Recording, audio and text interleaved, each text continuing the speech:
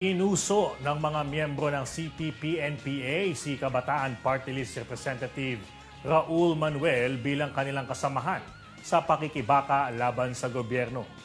Ikinainit naman ang ulo ni Senador Bato de la Rosa ang nasabing revelasyon. May detalye si Raymond Tinaza.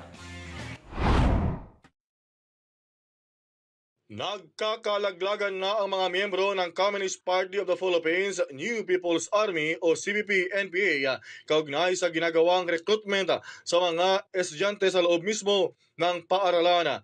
Sa pagdinig ng Committee on Public Order and Dangerous Drugs, inisa-isa ng dating miyembro ng New People's Army na si Evelyn Corpin ang mga dating mga mag-aaral at mga graduate na mula sa UP, sa Diliman at Los Baños na naging miyembro ng NPA.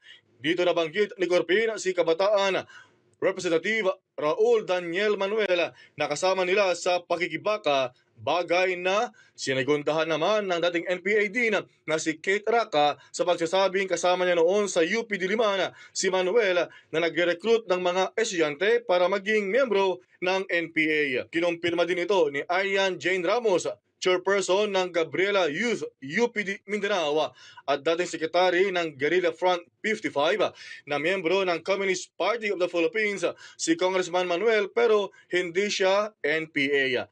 Dahil dito ay nag-init ang ulo ni Senator Ronald Bato de la Rosa, chairman ng komite, at nagbanta na kanyang paimbestigahan si Congressman Manuel sa revelasyon na ito.